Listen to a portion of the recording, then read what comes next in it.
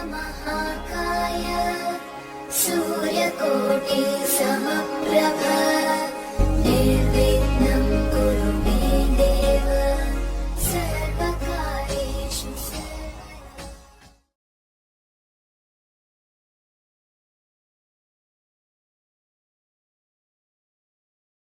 मेरे बहुत ही प्रिय और बेहद सम्मानित साथियों, हृदय की असीम गहराइयों से अभिनंदन, बहुत बहुत हार्दिक स्वागत। साथियों, काल सर्प योग पर हमारी ये चर्चा बहुत ही विशद, शोधपरक और सारगर्भित रही है। आपके कमेंट से ये हमें पता चला है। आज ये यात्रा हमारी अंतिम पड़ाव पर आ गई है और आज हम चर्चा करेंगे कि मीन लग्न के यदि आप जातक हैं और उसमें यदि काल सर्प योग निर्मित हो रहा है तो आपको कौन कौन से परिणामों का सामना करना पड़ सकता है। साथ ही अंत में जानेंगे एक ऐसा उपाय जो आपको काल सर्प योग के नेगेटिव प्रभावों से दिलाएगा पूरी तरीके से निजात। साथियों, काल सर्प योग चाहे इसका उल्लेख किसी शास्त्रीय ग्रंथ में हो न हो, उससे कोई फर्क नहीं पड़ता, परंतु जिसकी कुंडली में ये योग है उसको जरूर इसका फर्क पड़ता है। अनुभव हमें इस बात पर विश्वास करने के लिए मजबूर कर रहा है। तो साथियों, हम आज के इस एपिसोड पर चर्चा करें उससे पहले दो बहुत ही महत्वपूर्ण सूचना है। सबसे पहली तो यही सूचना कि हम हमारे प्रत्येक एपिसोड के अंत में किसी न किसी जातक के प्रश्न का उत्तर देते हैं और ये प्रश्न हमें प्राप्त होते हैं आप लोगों के ही द्वारा YouTube कमेंट के माध्यम से। जब भी आप अपना कमेंट लिखना चाहें उससे ठीक पहले #आचार्य चंद्रकांत इस शब्द का प्रयोग जरूर करें और साथ ही बेहद आसान सा प्रश्न जो इसी एपिसोड से संबंधित है, इसी एपिसोड के अंत में आपसे पूछा जाएगा, उसका सही उत्तर साथ में लिखा होना बहुत जरूरी है। दूसरी महत्वपूर्ण सूचना कि बहुत से ऐसे हमारे जातक, नियमित दर्शक ये चाहते थे कि हम दैनिक राशिफल पर कोई कार्यक्रम लेकर के आए और उसी पर कार्यवाही करते हुए अब हमने एक दैनिक राशिफल बतलाने का और बहुत ही संक्षेप में बतलाने का कार्य प्रारंभ कर दिया है, परंतु वो YouTube चैनल पर नहीं बल्कि हमारे स्वयं के एप्लीकेशन, जिसको कि आप प्ले स्टोर पर जाकर के डाउनलोड करें और उसमें आपको ये पॉडकास्ट के तौर पर मिल जाएगा। यहां हम उसका लिंक दे रहे हैं ताकि आप उसको डाउनलोड कर सकें। साथियों, ये जो दैनिक राशिफल है ये आपको सबसे बड़ी मदद करेगा कि जो आने वाला कल है उसमें क्या क्या घटित होने वाला है उसकी जानकारी यदि आज ही आपको हो तो आप उसको बेहतर बना सकते हैं और साथ में उसमें हम एक टिप ऑफ द डे भी देंगे ताकि आप अपने उस कल को बेहतर नहीं बल्कि बेहतरीन बना सके। तो आइए साथियों, बिना किसी देरी किए मीन लग्न में काल सर्प योग इस पर चर्चा करते हैं।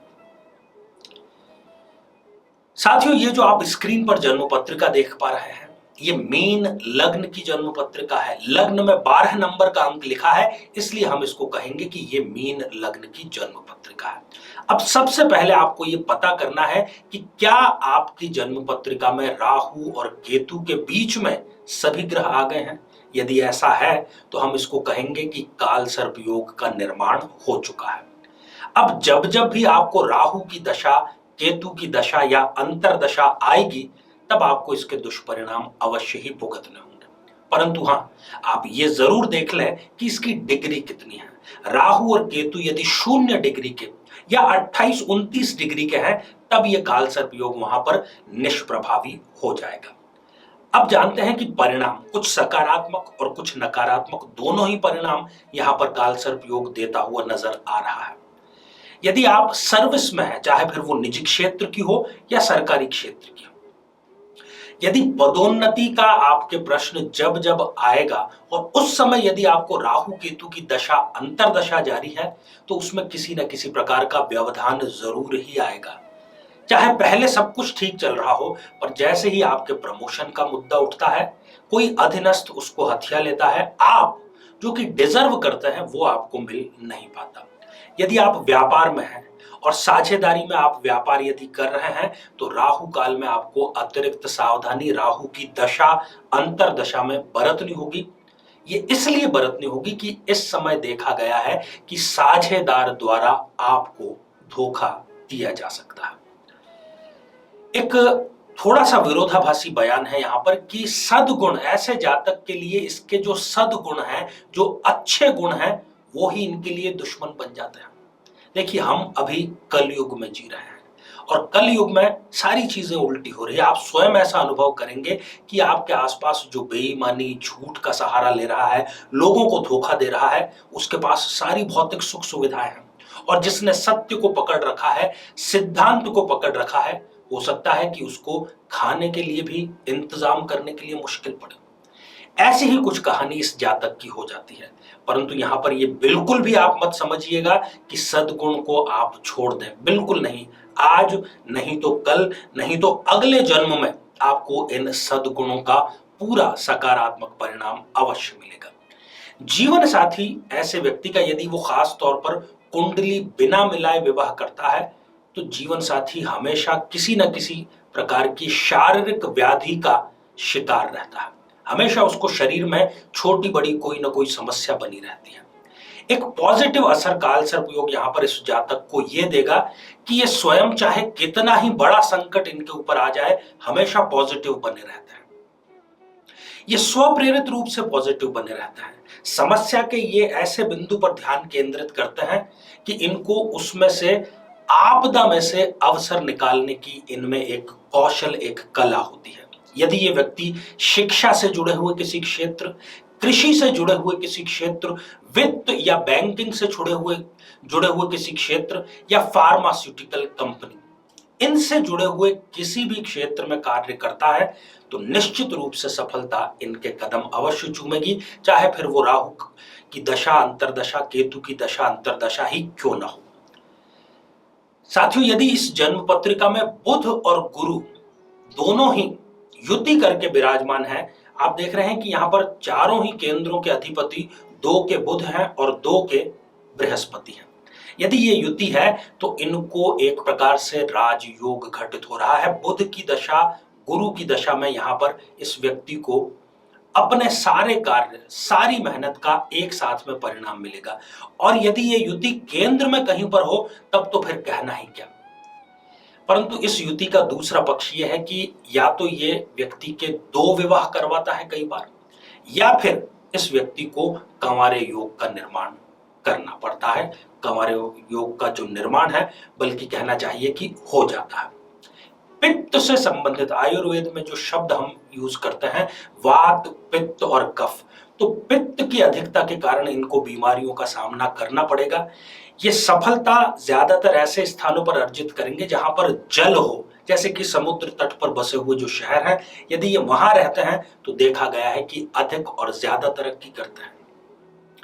पर काल सर्प योग इनकी लग्जरी के जैसे कि पीछे ही पड़ गया है।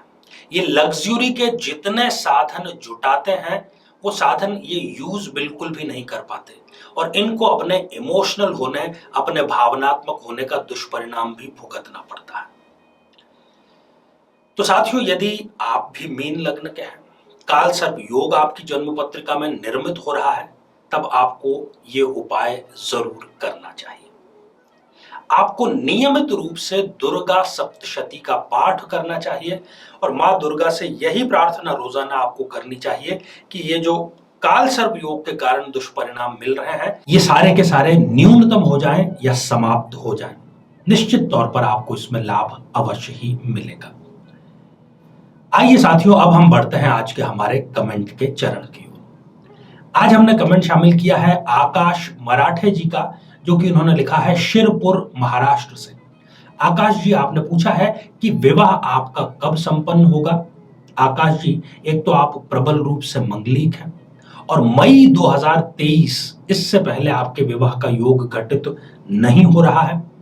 आपको चाहिए कि आप शिव जी पर, जो भी आपके आसपास मंदिर हो, शिव मंदिर, वहां पर सफेद पुष्प सोमवार से प्रारंभ करके रोजाना समर्पित करें, और वहां महादेव से प्रार्थना करें, वो आपका शीघ्र और शुभ विवाह संपन्न कराएंगे।